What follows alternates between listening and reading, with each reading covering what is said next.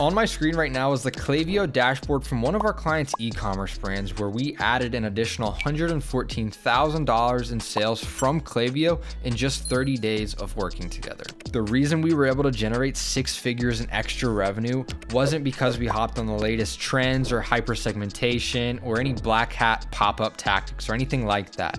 It was simply by running their email marketing like a proper marketing funnel. So what we did, like we do with all of our clients before they become clients, is we did a free audit. And after auditing their Klaviyo account, we found several levers that we could still pull within their account to squeeze even more revenue from their email list. So we found that they didn't have a pop-up on their site, which means that their list was actually shrinking every single month because of unsubscribes. They were also missing 4 of the core email flows, and they were high revenue generating flows at that. Their active flows were also set up incorrectly, causing up to 75% of their recipients to actually get skipped and not even receive their emails. And their campaign strategy wasn't nearly aggressive enough. And all these mistakes resulted in them lighting over $100,000, $114,000 to be exact, on fire each and every single month because they were just missing these things. So this is what their email marketing funnel looked like before. This is a fraction of what we built. If you've seen my other video, the winning e-commerce email marketing funnel in 2024, this is part of that, but stripped down to what they had in place. So they only had a 4 email welcome flow, a 1 email browse abandonment flow, a 2 email abandon checkout, a regular overall post-purchase flow of 4 emails. And then they were sending 1 newsletter style campaign every week. That's it. And they were sending that to their whole entire email list. And we'll kind of get into all of those things there. So this is actually what their email marketing funnel looks like now compared to what it looked like before. And so they have all of this built out. They have the 8 welcome emails, 6 browser abandonment, 2 site abandonment, 2 potential purchasers, 6 abandoned cart, abandoned checkout, a full post-purchase flow for 1 time, 2 time, 3 time, 4 time buyers. They have a VIP flow. They have some cross-sell, upsell flows. They have a replenishment reminder, customer win back, sunset, unengaged. We're actually sending a bunch of campaigns, a bunch of different types of campaigns. It's a little bit blurry there, but we'll kind of get into all this. So this is what we're doing. This is what we've built for them. So one of the most important things when it comes to actually getting results with your email marketing is growing your email list. So why is your list growth important? Well, there's really 2 main reasons that this plays a huge factor in your results. Number 1, you're essentially wasting 95% of your site traffic if you aren't capturing their email addresses. If you're in the top 10% of Shopify stores based on site conversion rate, meaning you have a 5.16% conversion rate on your site, that means that 94% of your site visitors are actually bouncing off of your site and leaving without purchasing, and you're just leaving it up to retargeting ads or social media organic to get them to come back to your website and convert, which is not very high ROI compared to email marketing. Your email marketing capture, or your email capture forms also fuel your highest revenue generating pre-purchase flows. So new subscribers that come into your list are the ones triggering your email automations based on the actions that they take on your website. So browse abandonment, abandoned cart, abandoned checkout, site abandonment. These are the flows that generate the most revenue for most brands, as well as the welcome flow. And these are the ones that are going to get triggered if you're funneling people into your email list because you have a pop-up. But if you don't, you're not doing that. So your flows don't get a lot of recipients to send emails to, and you don't generate a lot of revenue. It also keeps your campaign results from stagnating, which I'll explain in a second. But since you're funneling new subscribers into your list and growing it month over month, you're actually going to have new people to send emails to. And so if you were to send 3 emails a week and never add a new subscriber, 1, you're going to get consistent unsubscribes. That's just how it is. So your list is going to shrink, like I was mentioning that theirs was. But you'd also start to see diminishing returns from your campaigns, as most campaign sales are repeat purchases. So let's say someone buys 3 times from you and they buy 3 times over the course of 90 days. After 90 days of sending 3 emails a week, most of your audience has either bought 3 times or has bought as many times as they're going to, and you start to see less and less sales from your campaigns. So the importance of list growth using this graphic here, if you add 10,000 new email subscribers into your brand's email list, that fuels your pre-purchase flows. You're getting some first-time purchases here, your browse abandonment, your abandoned cart, abandoned checkout, your welcome flow is all converting people to first-time customers. Then over the course of the next 90, 120, 180 days, whatever your buying life cycle is, or your post-purchase flows are actually going to be converting them into repeat purchasers. And if they don't do that, then what they're going to do is you're going to start sending them campaign emails. They're going to come into your segments of engaged subscribers. And as you're sending these campaigns, your campaigns are going to push people to your website. They're either going to convert and come into sales, or they're going to take action on your website and fuel your pre-purchase flows once again. If they added to their cart from a campaign but abandoned, then they're going to receive an abandoned cart flow again. So this is how you have a constant cycle over the 4 to 6 months of these new subscribers' life. and you're just churning out consistent conversions from new leads and consistent repeat purchases are always occurring because you're bringing in new subscribers. But if you didn't bring in any new subscribers, then you're not going to be converting new leads after 4 to 6 months, because these people have either bought already for the first time, or they're not going to buy, or they're getting some small sales every now and then. But you're also going to see repeat purchasing slow down because these people have already purchased the 3 times, and you're not having new people come in to restart your kind of repeat purchase cycles. So hopefully that graphic kind of explains that a little bit further for you. So where was this brand at specifically with their list growth? This brand's email list was actually losing subscribers each month. As a result, in 2023, their list shrank by 1,600 subscribers. Why was it shrinking? Well, they only had a footer opt-in, which was converting less than 10 people into their list every single month, and they were getting upwards to 10,000 to 15,000 monthly site visitors. So this means that 97% of the people who landed on their site, because they had a 3% conversion rate, didn't convert and were not getting marketed to again, outside of some retargeting ads and organic social posts, which you have very little control over. And so to have a proper backend, what does that mean? What does that do for your website and your Shopify store sales? So you're pushing all this traffic to your site. These people convert, they become a first-time buyer, and the customer maybe makes a second purchase. But because you have email marketing in place, you're not only having these people who convert for the first time over the next 60 days potentially convert again. So they went from spending $80 with you to spending $180 total, which increases your LTV. But the 95 to 98% of people who bounce from your site, you capture 8 to 12% of them with an email pop-up. You email market to them with flows and campaigns. You get them to buy a first time. Now they're in your ecosystem. Your product's great. You email market to them again. You increase their LTV, which decreases your CAC,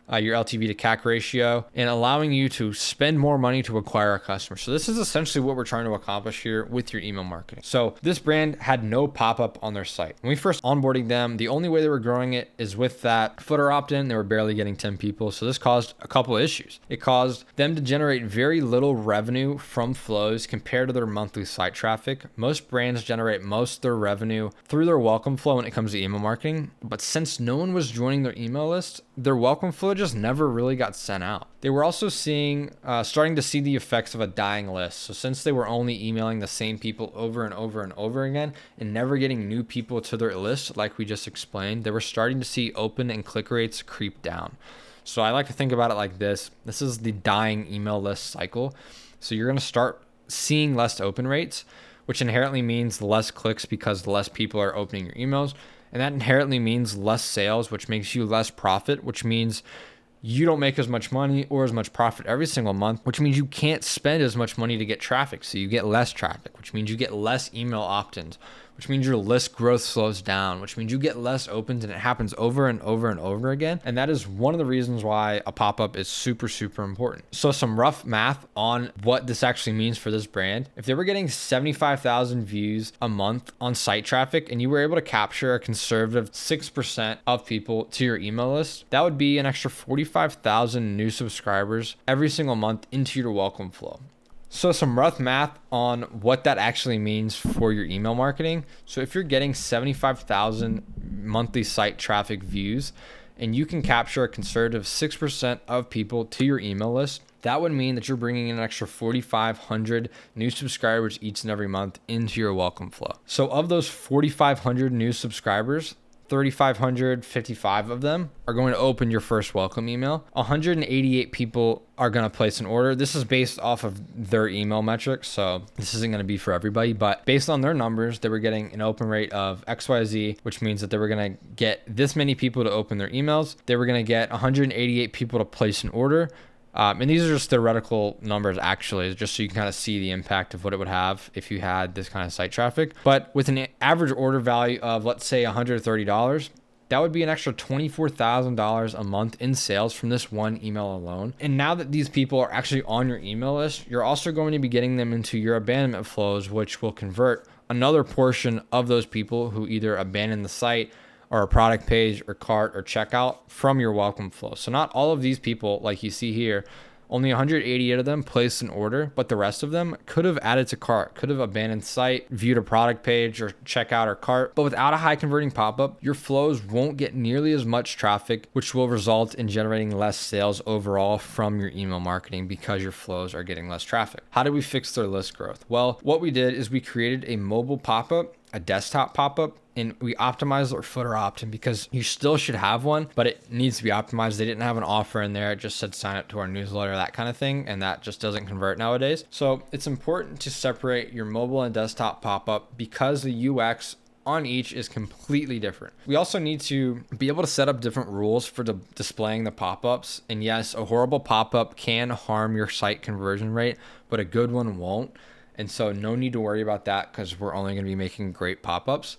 And you should be too. You shouldn't be worried about that. So, and it's actually super easy. So here's what we ended up doing for this brand. We were able to offer a free digital product, which ended up being a cookbook for 13 plant-based recipes that your family will love. And this is better because it's going to save them from giving away unnecessary profits through their welcome flow discount, like most brands have. So we saw a great opt-in conversion rate, and we were able to generate a higher profit sale when we were giving away this cookbook. And so what we started to do as well is, since we created the pop-up from scratch, there was no control to split test our version against. They never had a pop-up before, so we can't compare ours to theirs. So we tested a couple different things. So we started by creating 2 versions right away with slightly different messaging angles. And so here's the method that we use when we build a pop-up. It's called the Trojan horse pop-up, and it's actually focused on getting the customer bought in through micro commitments. So we have a yes or no question in step 1, an email ask in step 2, step 3 has an SMS ask for their phone number, and then step 4, we show them the code, or you can send them to the email.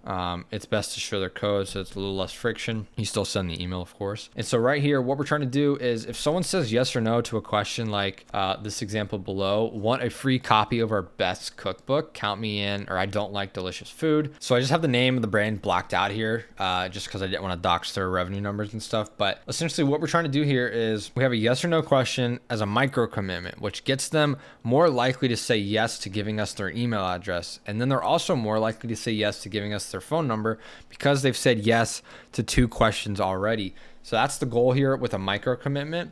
And then for the timing, what you want to do is test a couple things, of course, but what you can start out with is set up the display times for mobile to show when someone scrolls 80% of your page or 10 seconds after the page loads. That's going to preserve your site conversion rate starting that high.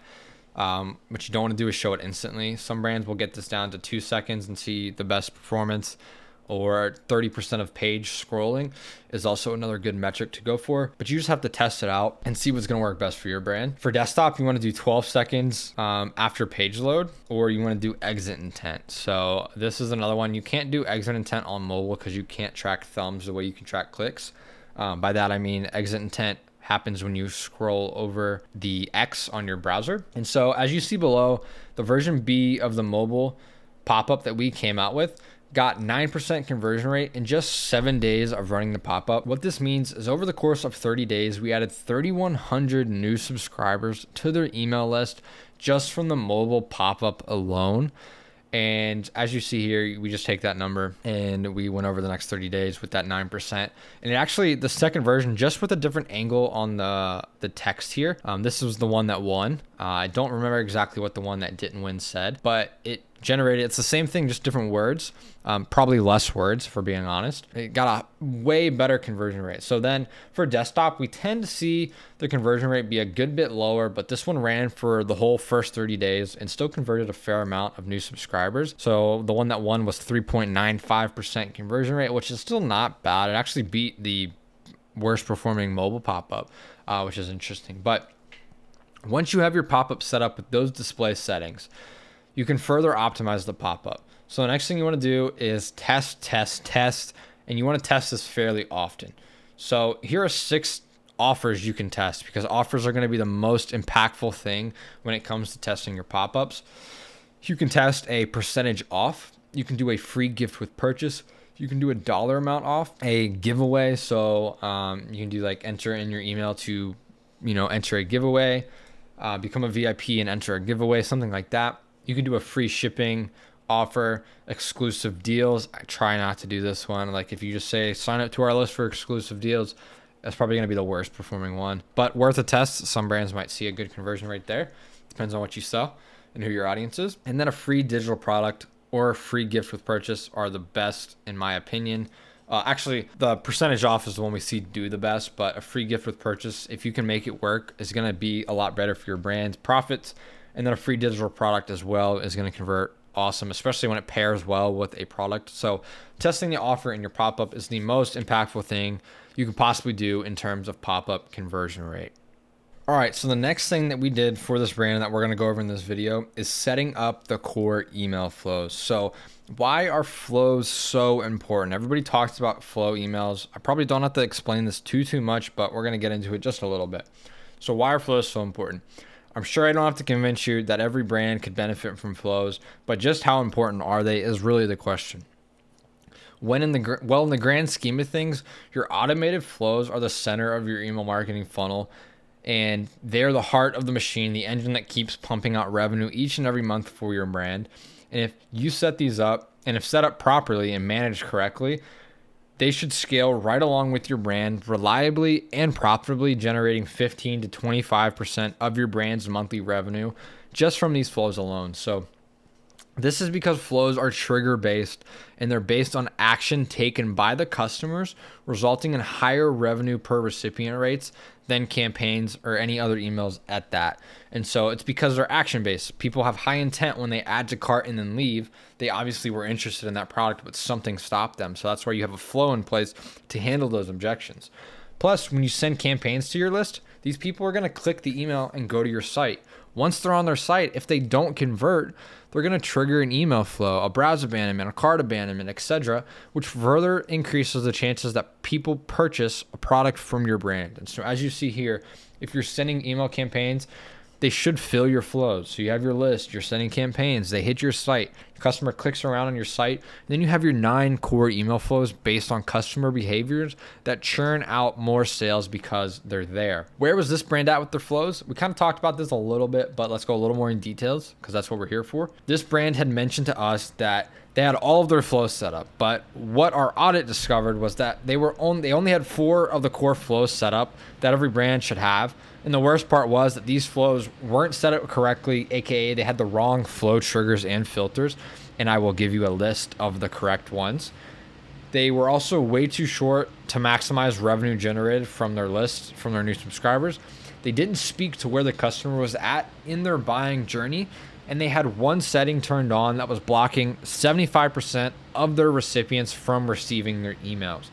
So this is what their email marketing funnel looked like, plus a few extra flows that were super specific to what they sell. Just kind of like transactional flows, so that don't actually generate revenue, so I didn't put them here.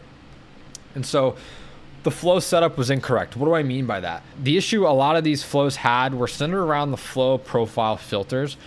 Flow profile filters are there to limit the flow to only certain profiles within your Klaviyo account.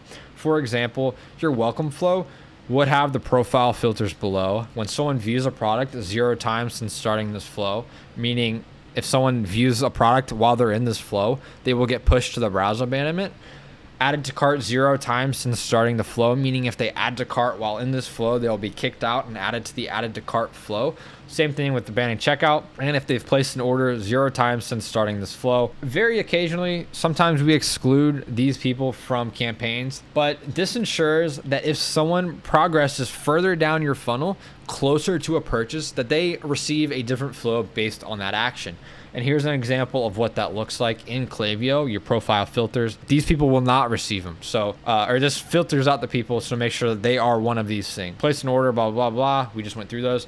So in this doc, if you go to the link below, one of the links is going to be a link to a page. If you click that page and put your email in, I will send you this exact doc, which is going to go over every flow trigger. Kind of a bonus for the people who join the newsletter below. So this is going to go through every single one of these flows and the trigger and the Klaviyo filters to set up. So make sure you subscribe to the newsletter below to get that. So flow length is the second thing that this brand had a problem with. To put it simple as possible, the longer your flows are, the more opportunities that you are going to have to convert your subscribers into a paying customer. More emails equal more sales. What you're trying to do here is maximize the touch points with your potential customers. Why do you ask? Well, consumers want more so than ever to understand who they're buying from. They want to understand what they're actually buying. You need to handle their objections. You need to answer their FAQs, and you need to paint the picture of their desired outcome within your emails. And you also need to show them as much social proof as humanly possible. So I actually have a video breaking down the Ecom email marketing value ladder, but just to show you this real fast, you're pushing all this site traffic to your site, and you get someone to opt into your email list. Essentially what you want to do is you want to ascend this customer from subscriber to purchaser. And what you need to do is keep them in your funnel long enough for their increased perceived value of your brand and the trust of your brand to reach a certain point where it's good enough for them to become a purchaser, which means you have to keep them in your funnel. So the longer you keep them in your funnel by having your flows super long is in like the recommended length, it increases the chances of converting them to a customer. So you ascend them through your email marketing funnel, you ascend them to a customer. And so you opt in the welcome series, site abandonment, browser abandonment, abandoned cart, abandoned checkout, and then they purchase. Sometimes people purchase straight from the welcome series. That was enough information from them. Sometimes someone will browse a product 7 times in a week before they purchase. You need to be giving them exactly what they need, and we'll kind of go over exactly what you need to do in these flows to increase your perceived value and trust. So how do you actually ascend these people with your email flows, your email flow ascension?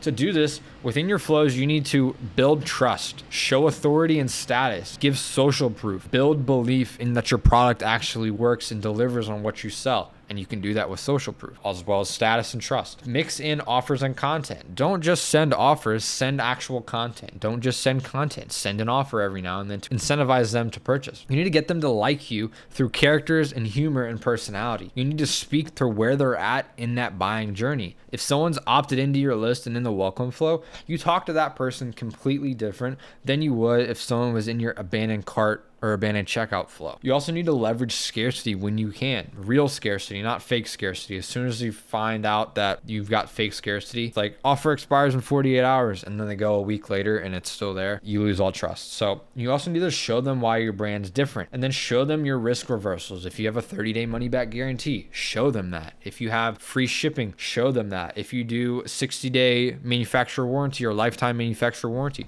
show them that, because that is something that they have a thought about when they're going to buy. And if they don't have that thought, they might question a reason to buy. And if you don't show everything you have, then you're just not going to give them what they need. So if you do this successfully in your email marketing flows, you will ascend your subscribers through the awareness levels and turn them into paying customers that are loyal fans of your brand. And so this only actually happens through giving them everything they need to know about your brand in a clear and concise way. The best way that I've been able to describe this to people is that it's the picture frame philosophy is what I call it. So you're responsible for giving your subscribers the puzzle pieces that they need to make up the image of your brand in their head. So this is how they put together a clear image of your brand and why they should buy from you and not someone else. You're responsible for this. You can't leave it up to assumption. Without doing this in your flows, you're simply allowing customers to make assumptions, jump to conclusions about what your brand and your products are all about. So think about it this way. Every time you send an email out, you're putting a puzzle piece into the picture frame, and this is your brand image. So you send an email about a founder's story. They drag and drop this over here. That might be enough for someone to purchase, but it might not be. Then you talk to them about your best sellers. You put your email or put that piece in the picture frame. Then you show reviews, your brand story. Maybe someone buys, maybe they don't. Maybe you show them your unique selling propositions or some behind the scenes content. Maybe you show them you have a 30-day risk-free trial. Boom, they purchase. Maybe they don't. Maybe you compare your brand versus other brands, then they convert. You don't know what's going to convert them, but you need to give them all the pieces possible. It might take every single one of these pieces to fill up the entire picture frame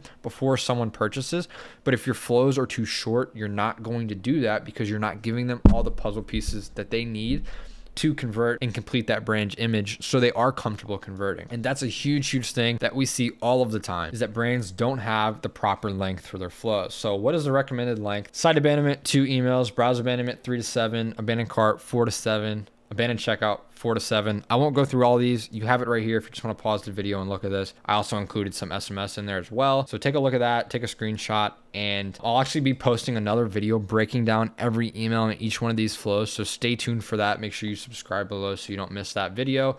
It's going to be a whole entire flow breakdown.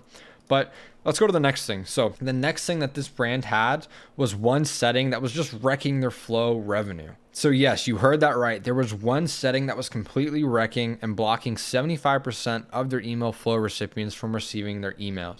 And believe it or not, this is a common mistake that I see when auditing clients' Klaviyo accounts. This one setting is actually comes turned on by default when you start creating new flows in your Klaviyo account. It's called smart sending.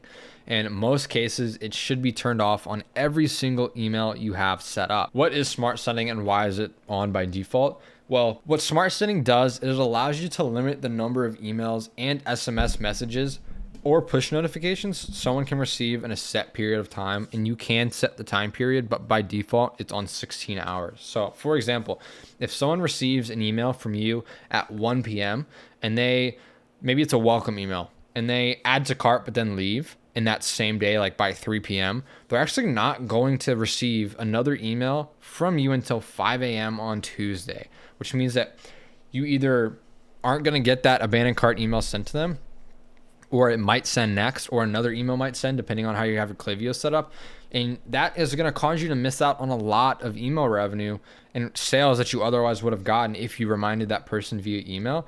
And brands that have this turned on either don't know it actually exists, don't know how to turn it off, think it's important in order to not annoy your customers, or don't know how much money they're losing because of it. And those are the four things that we see when we talk to brands about why they have this on. So why is it bad? Well, the reason we turn this off 98% of the time is you'll send more flow emails out to your subscribers based on the actions that they take on your website, which equals more sales since there are high intent subscribers seeing your emails in high intent flows.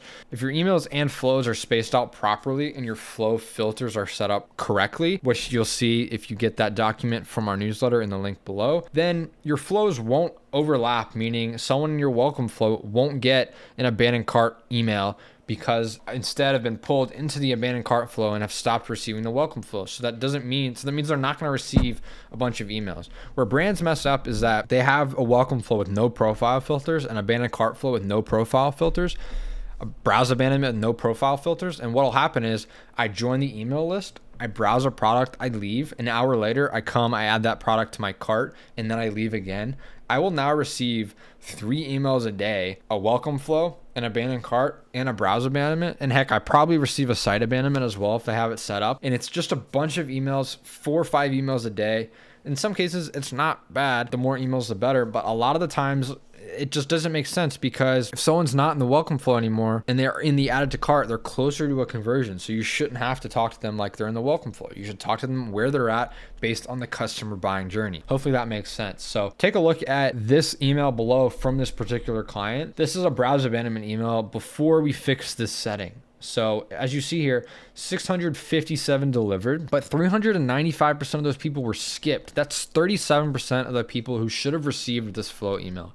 That would have added an extra $2,200 a month from this one email alone, which is pretty great just for a simple setting. And so smart setting was turned on for every single email and every single one of their flows. So imagine how much money they were burning every single month. And imagine if they did add all the other flows, they would have still cut their email marketing, results by 75% because of this setting. And so this one's just 37%. But if we did the grand total, which we did on the audit, it was like the welcome flows and stuff. Maybe not the welcome flow. Their abandoned cart flow was getting triggered a good bit. It was just so many people were getting skipped. So after we turned it off, once the setting was turned off and after we added the pop-up to actually capture more emails, this same email almost saw a double in revenue. So this looks a bit different because we added a time delay here, which is why it looks a bit different, but you get the point. So this same email, browse abandonment 1, got 1,600 and 30 delivers. And the only reason these were skipped is because they had either added to cart, started checkout, or purchased. And that's why they got skipped. So this one generated 3.4 and this one generated 3.39. So just almost a double in their email revenue from this particular flow. And so how do you see if you have it turned on? Well, it looks like this right here. And if you're lucky, you won't see it in your Klaviyo account, but you do need to click on each of your flows and then look at each of the emails to see if it has it. If you don't have it, it's just going to look like this, or you might not have AB or the UTM tracking there, but it's going to look like this right here. It's a little mail icon with a check mark. So if you're lucky, you won't see it. If you're super lucky, you're going to see it, and you can thank me later for all the extra sales that you're going to get because people aren't going to be skipped any longer. And so how to turn it off? Well, you just need to click on every email that has that little icon, uncheck the skip recently emailed profiles, and then you're going to be good to go. So the only place I would recommend leaving it on is your SMS. It's a lot more personal, and we just kind of have to treat it a bit differently, and we don't want to spam people through SMS because it is so powerful. So keep it on for SMS, but every email and every single flow should be turned off as far as smart sending goes, so you don't have those skips. So the next thing we're going to talk about is the campaign calendar and strategy that we use for this brand. After all, after we took this brand's campaigns over, we increased some frequency, we did a couple of things and optimized them, and we saw that $87,000 increase in monthly campaign revenue using this strategy right here. So what this brand was struggling with campaigns, well, this brand was sending one per week, and they were using a newsletter format. What this really means is that their campaigns were cluttered. It was actually unoptimized for mobile. It wasn't properly segmented. They were sending to the whole entire list. It was breaking a ton of email design rules, yet the campaigns were actually converting fairly well, which tells me a few things. It tells me that the brand's list is super active and are full of quality subscribers. The brand has great products and they have a loyal audience that gets repeat purchases. And so why do I bring this up and say that their emails were bad, but they were converting good? Well, sometimes a brand can get away with unoptimized emails since their brand and products are actually good. So if these unoptimized emails are generating $15,000 to $19,000 a week in campaign sales, the question isn't, oh, well, they're doing good already. Like, why would I do more? It's like, how good could they be? Imagine how much they could be making if these emails were actually optimized. So what did we do for this brand's campaigns? Well, once we analyzed their emails and their sending strategy, we did a few things. We built out a full campaign calendar using micro topic campaigns, which we'll get into in a second, and zero discounts or sales. We increased frequency with no downside, as in lowering open rates or unsubscribes increasing, and just about double their weekly campaign revenue every single week since working together. And so how do we build a campaign calendar? Well, your content needs to be a balance and consistent mix of relevant, engaging, irresistible content that adds value to these people's lives. It can't just be boring copy that no one wants to read. And that's kind of why a newsletter format isn't necessarily the best, because you're not really talking about anything. At least in this case, they weren't. They were just kind of showcasing products like a magazine almost. There are more than enough email types of emails you can send to your list to do just that, to create a good mix. And so we're going to go over a couple of things that I think is going to really help your brand when it comes to campaigns. So remember, at the end of the day, you want people to be engaging with your emails, not because of a clickbait title or subject line or a clever subject line, but because they're coming from your brand and that they like your brand and they're drawn into your brand name when they see it in their inbox, not a subject line. So the 80-20 of email marketing campaign planning, you don't want to bore your email list. You want to mix up your content angles. You want to do different style emails like plain text, design, or hybrid. You want to keep all your content relevant to your ICP, your ideal customer profile. You want to write emails for one person and one person only, your ideal customer. And you want to write it to one person, as in say the words you instead of, you guys, or like a bunch of talk like you're talking to a friend, one person, rather than a group of people like your subscribers. So you also don't want to be afraid to sell. There's no reason you can't mix up your copy style and use some direct response copy to convert subscribers. You want to use branded copy for brand equity and trust and building social proof. You want to balance the two to keep your list engaged. So you don't want to only sell, but you don't want to only send brand content. You want to make some sales, and I'll show you a way that you can do this with every single email. First, I want to talk about the email bank account framework. I can't remember who taught me this. I'm sure it was an awesome email marketer out there, but we think about your brand's email list like a bank account. So let's say for 7 days, you deposit $20 into your bank account each and every day. After a week, you have $140. This money is available for you to withdraw from your account whenever you need it. When it comes to campaigns, Think about sending engaging and educational value-based content as making a deposit of goodwill to your brand's email list. So this is goodwill and trust that you're building up. You're depositing goodwill into your email list. You need to be making those emotional deposits so that you have the opportunity in the future to make withdrawals from your email list. What most brands do is they only withdraw. They're only taking from their email list, sending discounts, sending promos, sending product highlights, bestsellers, buy. And what you do is you run out of money to withdraw. Your email list gets exhausted and they're not engaged. They don't care about you anymore because all you do is try to get them to buy. So think of sales and promos, those types of emails that push products super hard and discounts as withdrawing from that goodwill that you've built up from your list. So it's called the email bank account framework. And essentially what you're going to do is you're going to send value content. You're going to send newsletters, blogs, FAQs, founder thank yous, behind the scenes emails. And all that's going to do, which says it right here, is build trust and equity. It's the same as making a bank deposit. It gives you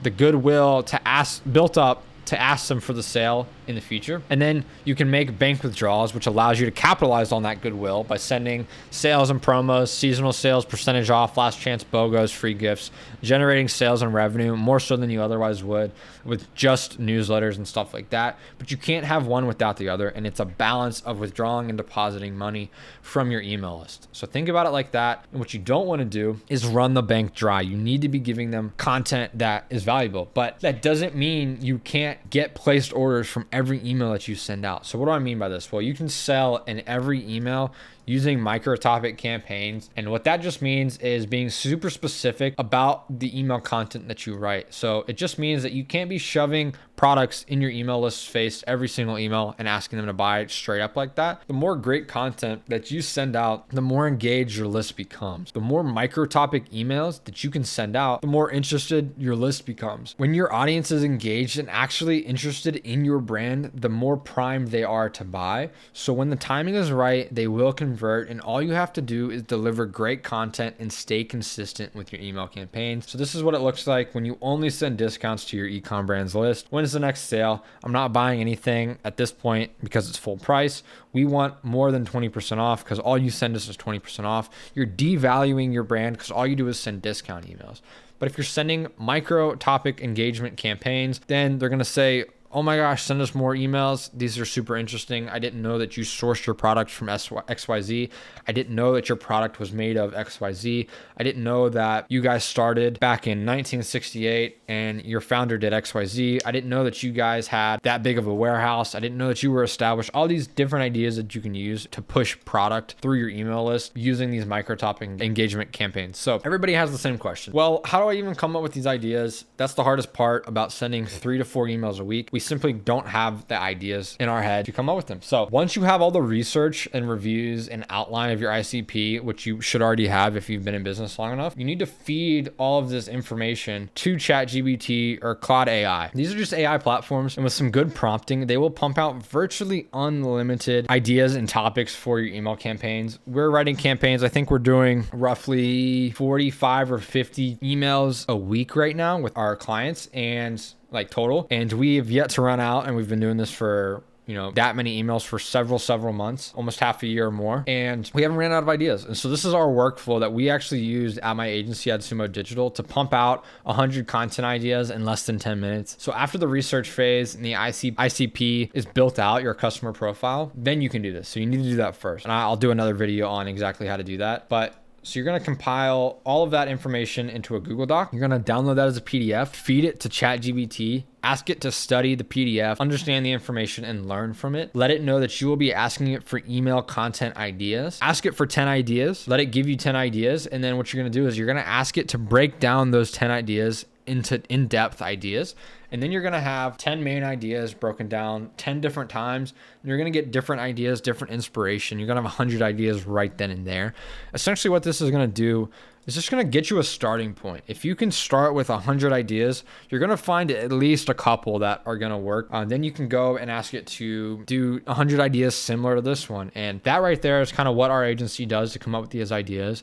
Once we get that starting point, we break it down further on our own. We kind of brainstorm with our clients and go from there. But that is exactly exactly how you can generate virtually unlimited campaign ideas using ChatGPT or an AI software like Claude. So the results from this strategy. So I'm sure what you're thinking is, all of that sounds great, but like, how did the emails for this client actually do? Well, one of the very first emails that we sent out for this brand actually broke every campaign record that they ever had. And they've been sending emails to their list for many, many years, which is kind of crazy. The fact that, our like third or fourth email generated the results that it did. And so they went from making, 10 to 19K a week to, with campaign sales up and down as far as their metrics, to now generating 30 to 50K a week in sales from campaigns alone, simply by the fact that we implemented the strategy and increased their frequency from one campaign a week to at least 2 campaigns a week, sometimes 3. And so if you see here, January 16th is one of the very first emails we actually sent for this client. I think it was our 3rd or 4th campaign. We've got a new look. We kind of talked about why the emails are looking a little different. Got a 56% open rate.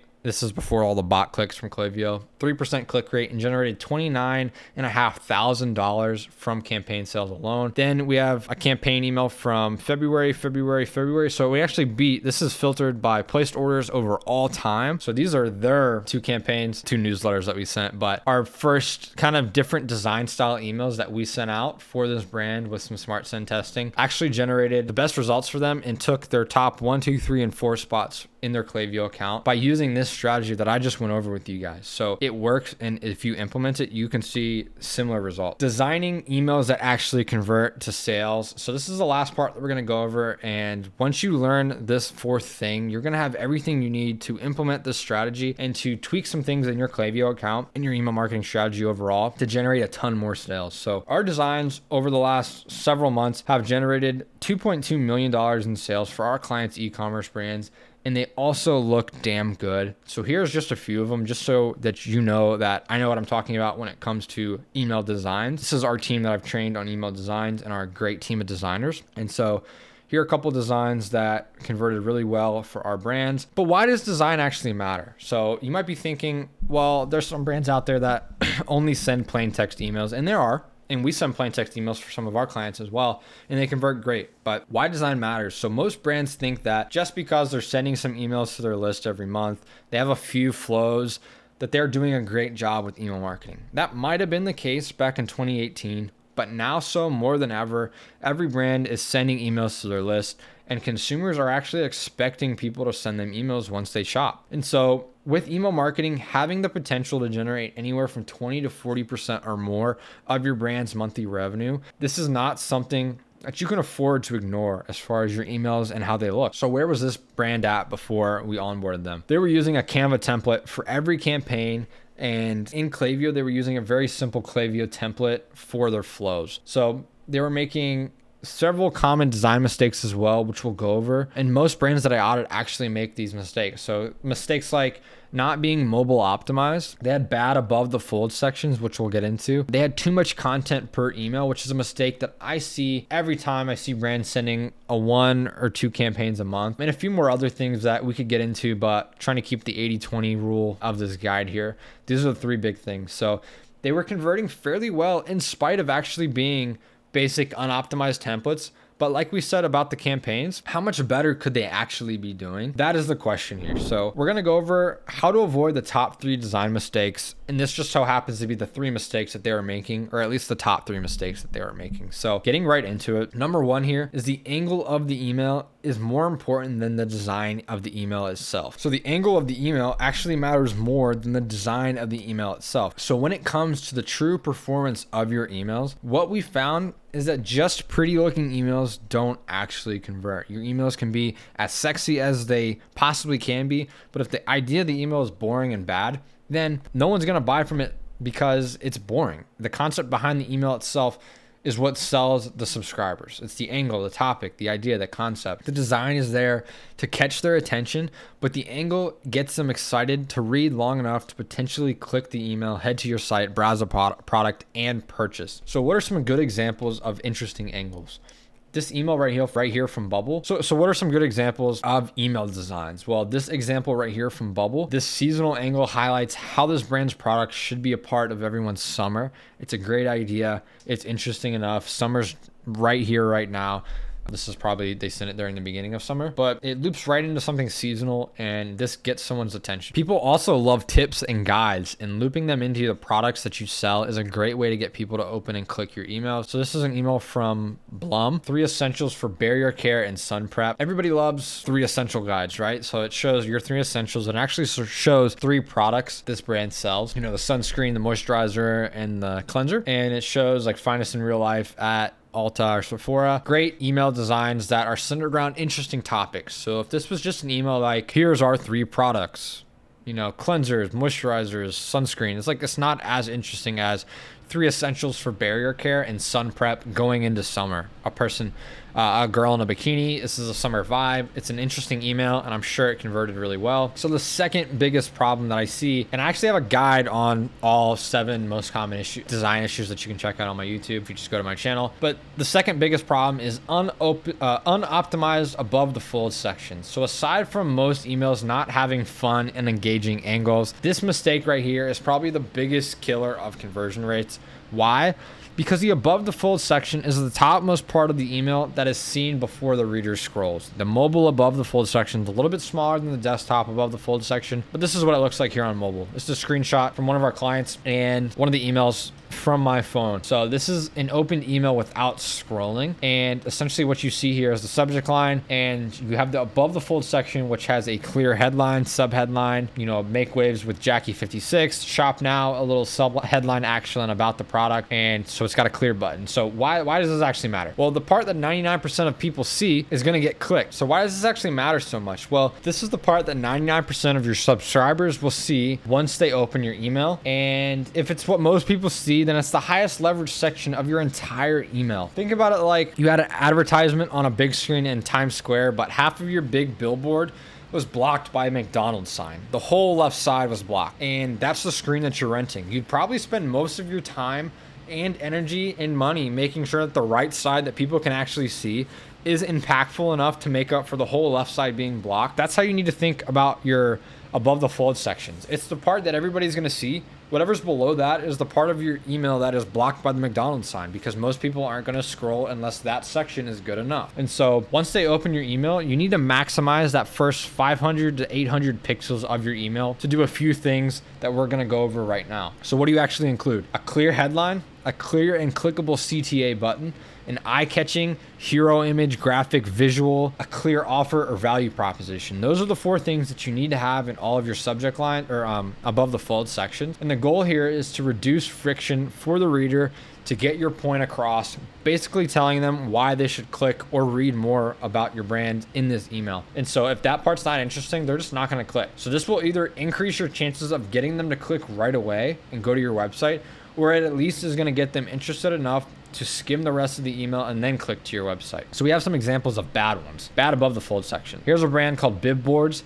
The offer is super hard to see. The button is way too small. You can't even tell what the offer is. You can't even see the promo code. It's not even readable. And you can't even tell down here. It says no pins 20. It's just a horrible above the fold section. All this brand's emails are like that, and it's really, really bad. Sorry, Bib Boards. This brand, there's nothing eye-catching about this hero section. This doesn't make me want to read this. Unroll your mat, unwind your mind. No more mat mayhem, find your zen, blah, blah, blah. There's just nothing here for me to look at. There's no button. There's no value shown that makes me want to keep reading. So that's another bad example. This one is not mobile optimized. The logo is too massive on mobile. Why would they put a disclaimer here when I don't even know what the offer is yet? The offer is way down here. It isn't clear enough. There's no button for me to click. And this one here, again, subject line's too long. It's taking up too much space on my phone. The logo is not mobile optimized. There's no CTA button. The offer isn't clear. Last chance on what? I can't see it. I don't know.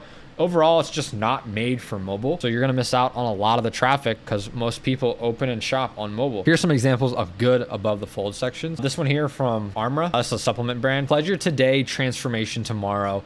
It leads me directly into nice visual creative with limited edition and a button to shop now. I would definitely put these like shop and science sections down at the bottom of the email in the footer instead of the header. It's going to increase your placed order rate because you want people to buy this peach persimmon rather than shop or click science. This email here, it feed them Mave, I think is how you say it. Anything less is less. Very nice headline. Again, I'd take this and put this in the footer instead of the header. You have a code here in the banner as well as your code here that's clear. You see that it says take 10% off, and I have a button to click. I don't have to guess what I need to do. These are great above the fold sections. Here are two more that I'll just skim over here. This mix and match from Lintful. Great creative. The button could be a bit higher, but overall it pulls your eyes straight down into the email. Some nice icons. This one, it's a clear banner with the offer and the code. Botanical Alchemy makes me want to read the rest of this email, makes me want to read it even more, and it explains a little bit more about what this product is and why you should be buying it. I'd make this button look a little more like a button. Take 10% off code third way.